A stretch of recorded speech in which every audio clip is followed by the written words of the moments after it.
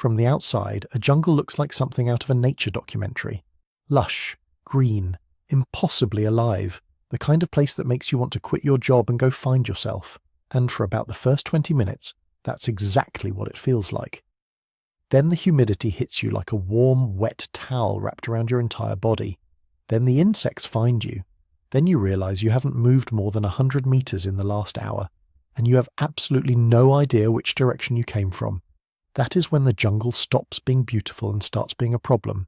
The truth is that tropical jungles are one of the most demanding environments a human being can find themselves in, not because they are barren and empty like a desert, but because they are overflowing with life. And most of that life is not particularly interested in your survival. The jungle is not hostile. It is simply indifferent, and indifference at that scale is genuinely dangerous if you are not prepared for it. So in this video, we are going to break down exactly what you need to know to survive one.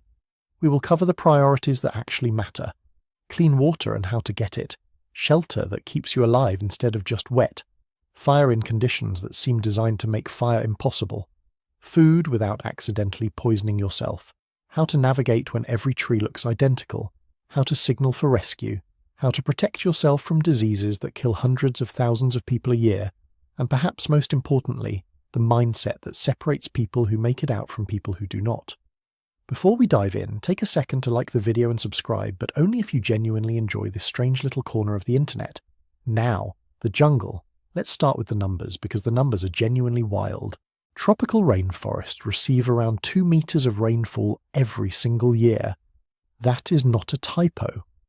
2 meters of water falling out of the sky annually, which means the ground is perpetually somewhere between damp and completely waterlogged. Every surface you touch has the texture of something that was last dry in 2009. And any fire you want to build is going to require serious effort and some forward planning. Temperatures hover around 30 degrees Celsius on average, which sounds manageable until you factor in relative humidity that can exceed 98% in the warm season. At that point, your sweat stops evaporating, your body's cooling system essentially breaks down, and you are burning through your water reserves faster than you might expect, which is a nasty irony in a place where it rains constantly. Then there is the terrain itself. On paper, walking through a jungle sounds like a hiking trip. In practice, the density of the undergrowth, the root systems, the mud, the tangled vines crossing at ankle height, and the general chaos of a floor that has been growing without any kind of order for thousands of years can slow your walking speed to 100 meters per hour or less. That is slower than most people's casual stroll through a supermarket. If you're trying to cover meaningful ground to reach safety or a river or higher terrain, that pace matters enormously when you are already dehydrated and exhausted. And here is the other thing about jungles that sounds impressive until you're actually inside one. They contain roughly 2/3 of all known plant and animal species on Earth. A single tree can be home to around 70 different species of ants. Just ants on one tree. The biodiversity is genuinely staggering, and from a purely scientific standpoint, it is one of the most extraordinary environments our planet has produced. From a survival standpoint, it means you are surrounded by an enormous variety of things that can sting, bite, poison, infect, or simply confuse you. And telling the difference between what is safe and what is not requires knowledge that most people simply do not have when they arrive. The major threats break down into a handful of categories. Dehydration is number one, and we will get into why that is so counterintuitive in a place with this much water. Exhaustion comes next, because the physical effort required just to move through dense jungle is significant, and most people underestimate it badly. Disorientation is a genuine killer. The canopy blocks the sun. Every direction looks the same, and without a strategy you will walk in circles until your body gives out. Snakes, while not the constant cinematic threat that movies suggest, are real and present, and often very well camouflaged against exactly the surfaces you're about to put your hands on. Biting insects are relentless and exhausting in a way that gradually erodes your focus and your will. And then there are the mosquitoes, which are not just annoying but genuinely deadly. Mosquito-borne diseases like malaria caused around 282 million cases and approximately 610,000 deaths globally in 2024 alone, with tropical forests sitting squarely in the high-risk zone. That is a lot of threat. But here is the thing, and this is the core idea that everything else in this video builds on. People survive jungles. They survive them regularly. Not through panic, not through brute force, not through whatever primal instinct movies suggest kicks in when things go wrong, but through priorities and clear decision-making. The jungle does not reward the person who moves fastest or yells loudest. It rewards the person who thinks first, acts second, and does not waste energy on problems in the wrong order. That is the framework we are working with. And the first thing on the list, the thing that will either extend your survival window dramatically or collapse it faster than anything else, is water. Water first. Always water first. You can survive weeks without food, which is genuinely uncomfortable but survivable, and your body is better at rationing its resources than you might give it credit for. But water, you have roughly 3 to 4 days without it before your organs start making decisions you did not authorize. In a jungle, that window can shrink faster than you expect, because here is the cruel trick the environment plays on you.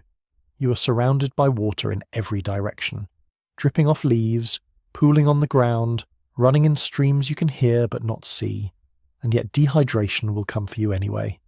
The reason is the heat and humidity working together against you. At 30 degrees Celsius with relative humidity pushing past 98%, your body is sweating constantly just to maintain a functional temperature. But because the air is already saturated with moisture, that sweat is not evaporating the way it should. Your internal cooling system stalls, your body compensates by producing even more sweat, and you are losing fluid at a rate that does not match how thirsty you feel. That disconnect is the danger. You will not feel the traditional warning signs early enough to act on them. By the time thirst becomes urgent, you are already meaningfully dehydrated, which impairs your judgment at exactly the moment you need it most.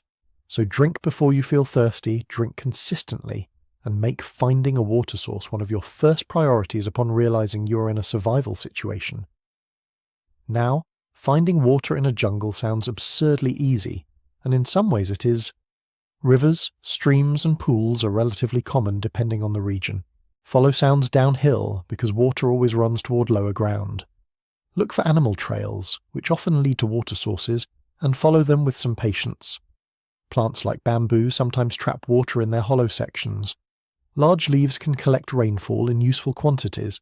In a real pinch, some vines can be cut and will drip drinkable liquid, though you need to know your region-specific species before you try this, because not every vine is your friend. Here is the mistake people make though. They find water that looks clean and they drink it. The jungle is not a filtered system. That crystal clear stream running over rocks, beautiful. Also potentially carrying parasites, bacteria and pathogens that will have you severely ill within days. Looks mean nothing. You cannot assess water safety visually, and treating it as safe because it appears clean is one of the most common and costly errors in jungle survival. Purify everything. Boiling is the most reliable method. Bring water to a rolling boil for at least 1 minute, and that kills the biological threats effectively.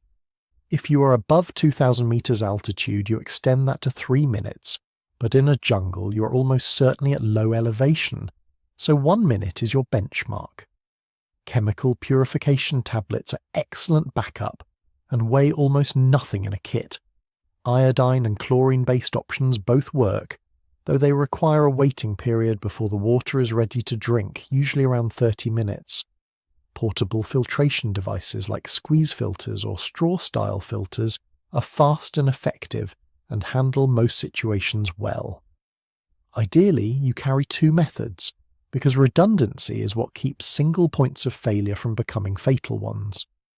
Once water is secured, your next problem is shelter, and shelter in a jungle presents a very specific set of challenges that differ from most other environments.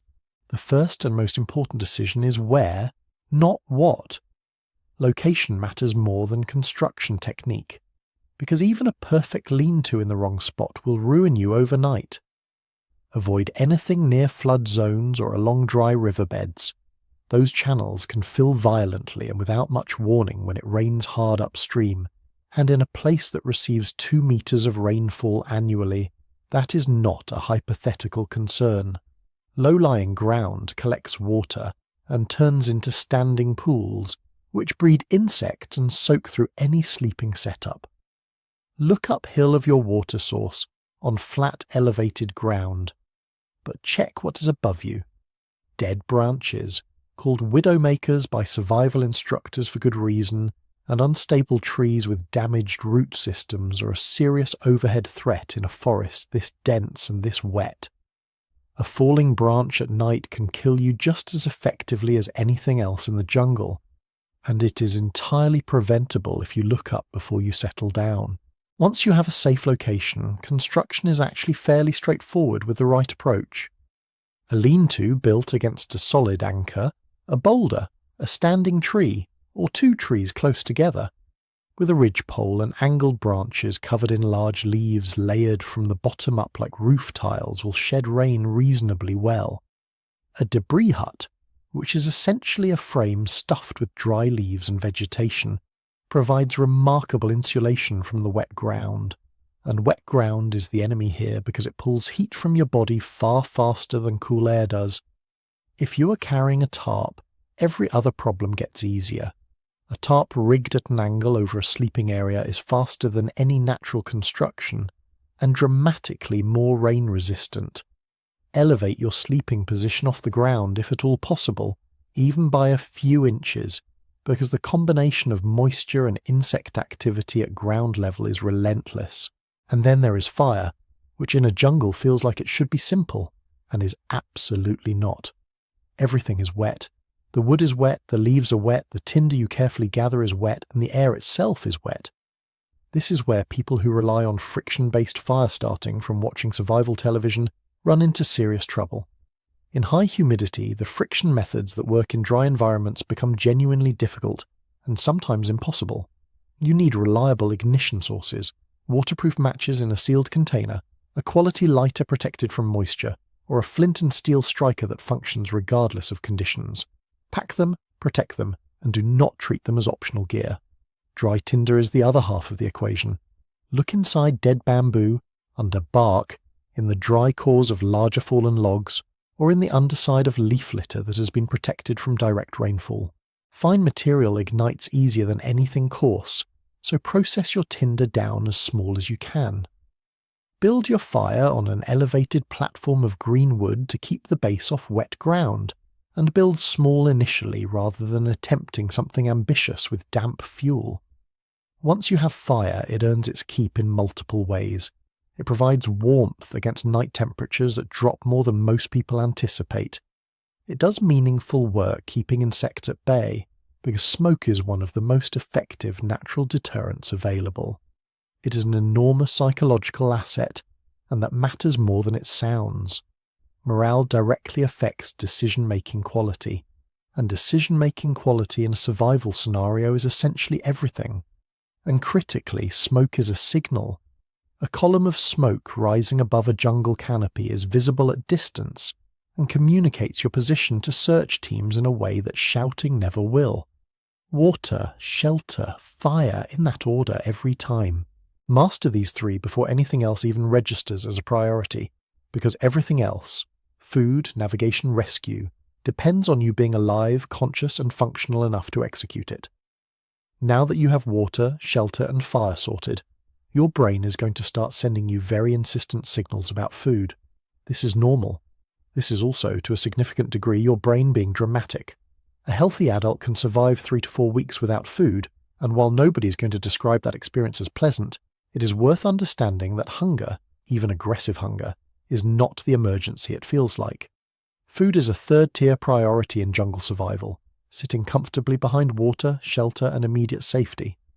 The reason this matters is that the romanticized version of jungle foraging, confidently plucking exotic fruits, assembling a wild meal, living like a particularly capable nature documentary host, almost always costs more energy than it produces.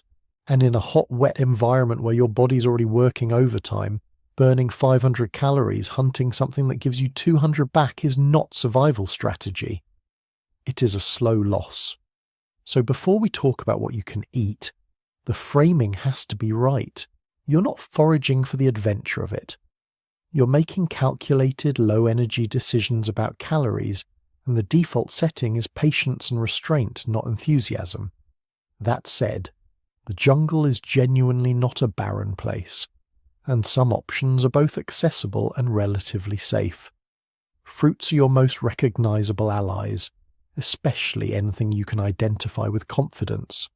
Bananas, mangoes, figs, and similar tropical fruits are found across many jungle regions, and if you can watch local wildlife eating from a tree, that is a reasonable, though not foolproof, indicator of edibility for humans. The critical word there is identify. If you cannot confirm what something is, the default answer is do not eat it, no matter how appealing it looks. Colourful and appealing are not the same as edible, and the jungle contains an almost extravagant variety of things that will make you deeply ill within hours. Palm shoots, sometimes called heart of palm, are another solid option where available. The inner core of certain young palms is edible raw or cooked, relatively nutritious, and reasonably easy to access without elaborate preparation. Nuts, where you can find and identify them, are calorie-dense and genuinely useful. The key across all of these is low effort, high confidence.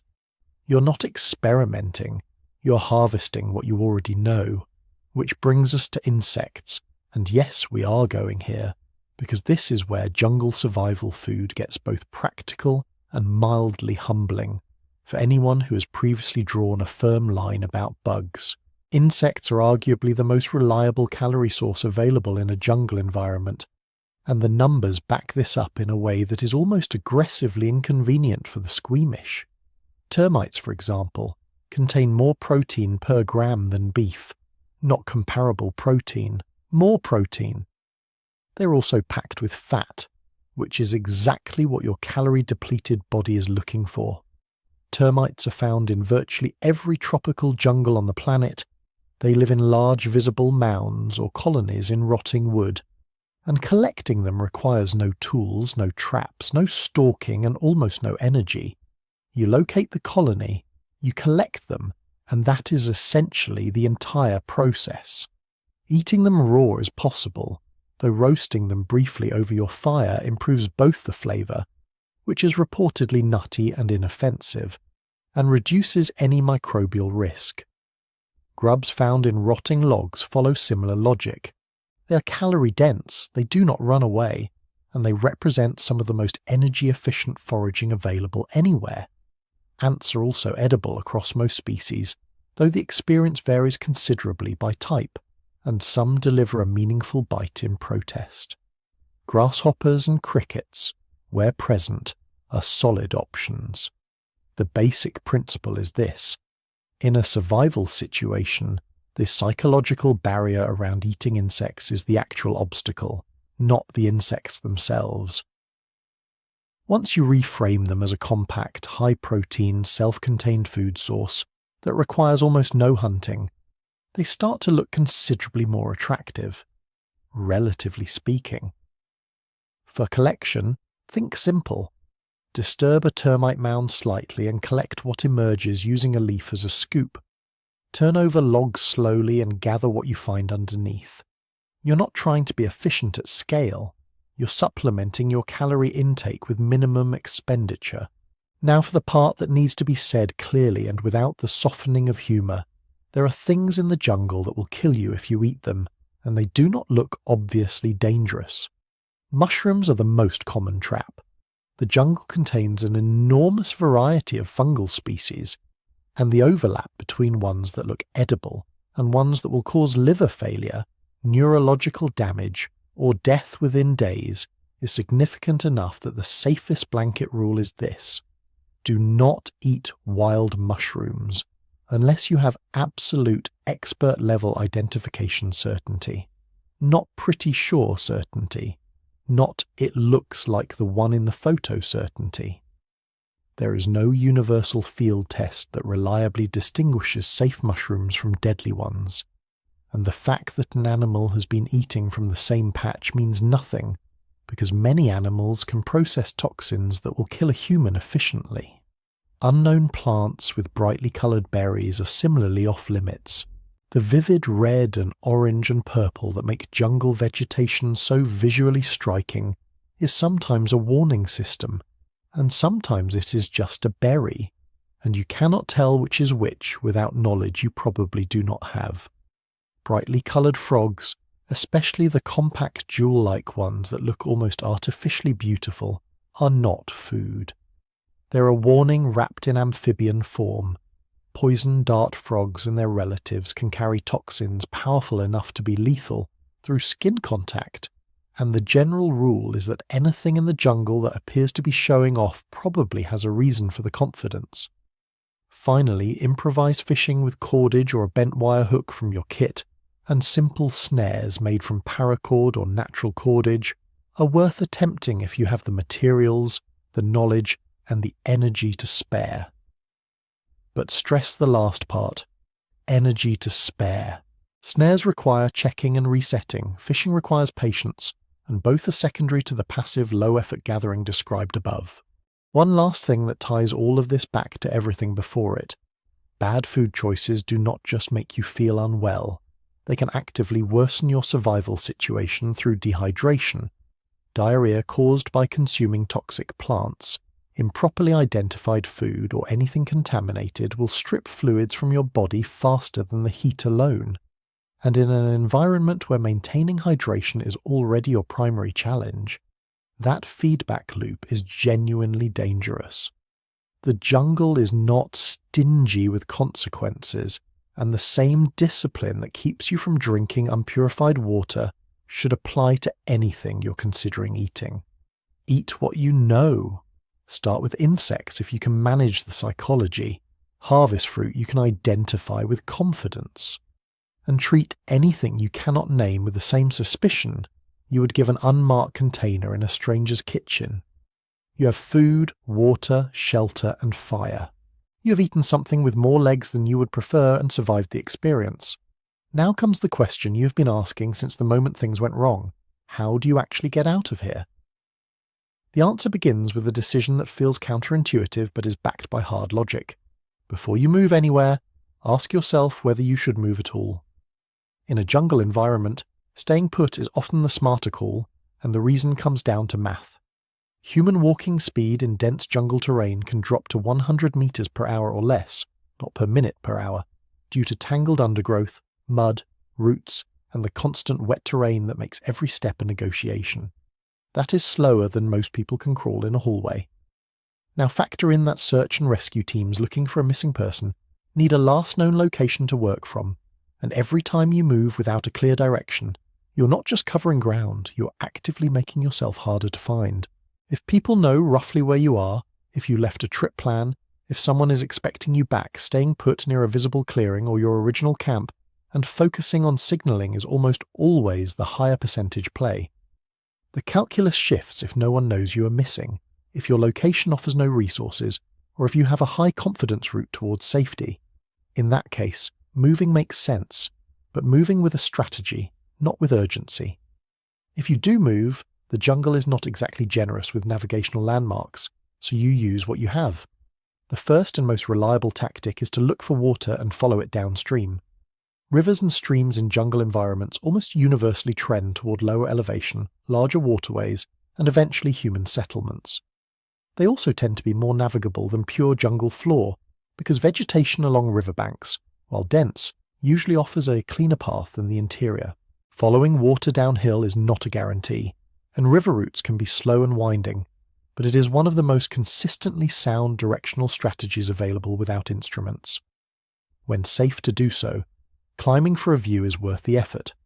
Finding a tall tree or elevated ground and getting above the canopy, even partially, can reveal the direction of open water, smoke from settlements, or terrain changes that give you a working compass heading. It costs energy, so it needs to be a deliberate choice rather than a habit, but the information it provides can be genuinely reorienting in both senses of the word. For rough directional guidance, the sun rises in the east and sets in the west, which gives you cardinal directions twice a day even without a compass. At night the moon follows a broadly similar arc, and in the southern hemisphere, the Southern Cross can help orient you towards south.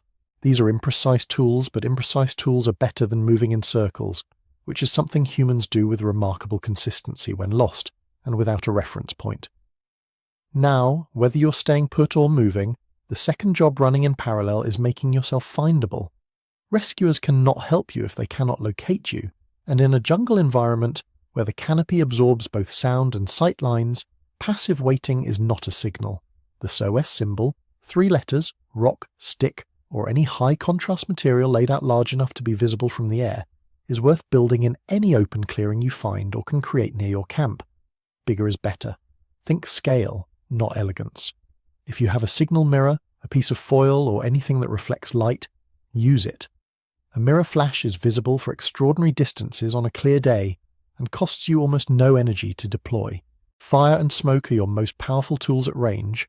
A large fire visible from the air at night, or green vegetation added to a burning fire during the day to create thick white smoke against the dark canopy, are among the oldest and most effective rescue signals on record. If you have a personal locator beacon, a PLB, that is the conversation ender.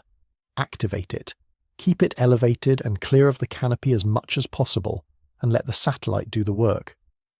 PLBs are the single most effective rescue signaling device you can carry into any wilderness environment, and if you are not carrying one this time, that is worth filing away. While you are working on navigation and signaling, there is a threat operating quietly in the background that does not announce itself, and that silence is precisely what makes it dangerous.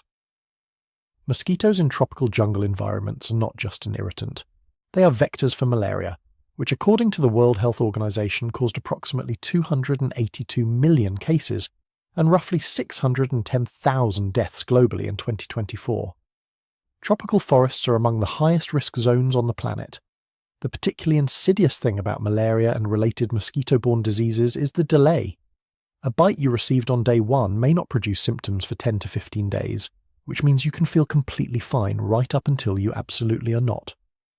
By the time fever, chills, and disorientation arrive, you may already be several days into an infection that is compromising your ability to make good decisions, which in a jungle survival situation is the resource you can least afford to lose. Prevention is the only practical approach here. DEET-based repellents applied to exposed skin, insecticide-treated clothing, or a treated sleeping net if you have one, and prophylactic antimalarials taken before and during jungle exposure form the standard protocol. If you did not bring any of these things, covering exposed skin during dawn and dusk, when mosquito activity peaks, is the lowest tech version of this strategy. It is not perfect, but it reduces exposure. Every bite you avoid is a probability you did not roll. All of this, the navigation, the signaling, the disease prevention, runs on a substrate of mental state, and that part is not soft or optional. It is operational.